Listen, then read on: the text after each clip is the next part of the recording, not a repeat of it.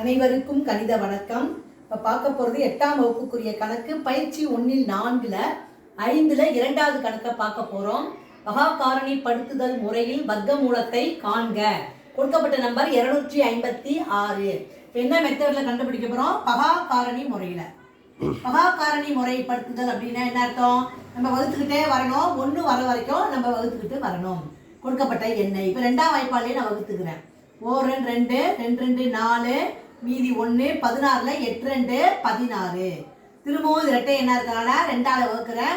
6 2 12 4 2 8. திரும்பவும் 2ஆல் வகுக்கிறேன். 2 6 2 2 4. திரும்பவும் 2ஆலேயே நம்ம வகுக்கிறோம். 4 2 2 12ல் 6 2 12.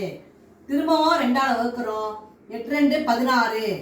திரும்பவும் 2ஆல் வகுக்கும் பொழுது 4 2 8. எகெயின் நம்ம 2ஆல் தான் வகுக்கிறோம். 2 2 4. திரும்பவும் 2ஆல் வகுக்கிறோம். 4 2 2. 1 வர்ற வரைக்கும் அந்த எண்ணெய் கொடுக்கப்பட்ட நம்பரை வகுத்துக்கிட்டு வரணும். அடுத்த ஸ்டெப் நம்ம என்ன செய்ய போகிறோம்? பகா காரணி படுத்துதலில் வர்க்க மூலத்தை கண்டுபிடிச்சி போட போகிறோம். இப்போ என்னென்ன நம்பர்லாம் வகுத்துருக்கோமோ அதெல்லாம் இந்த வர்க்க மூல குறியீடுக்குள்ளார போட்டுக்கிறோம். 3 4 5 6 7 8 2 இருக்குது. அப்போ 8 2ஐயும் உள்ளார எழுதிக்கிறோம். வர்க்க மூல குறியீடுக்குள்ளார எழுதிக்கிறோம். 2 3 4 5 6 7 8 3 6 7 8 இது மாதிரி போட்டுக்கிறோம். அடுத்த ஸ்டெப்பை என்ன பண்ணுறோம்? வர்க்க மூலம் எடுக்கிறதுனா என்ன அர்த்தம்? 2க்கே ஒரு நம்பரை நம்ம வெளியில் எடுத்துட்டோம்னா குறியீடை ரிமூவ் பண்ணிடலாம். அப்போ 1 இந்த 2 போட்டுக்கிறேன். இந்த இதுக்கு ஒரு 2, இந்த இதுக்கு ஒரு 2 இன்ட்டு 2 குறியீடை ரிமூவ் பண்ணிட்டோம். இப்போ பெருக்கி போட போகிறோம். 2 4 4 2 8 8 2 16.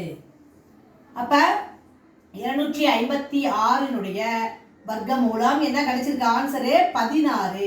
இது பகா காரணி முறையில் நம்ம இப்போ கண்டுபிடிச்சி போட்டிருக்கோம். புரிஞ்சுங்களா?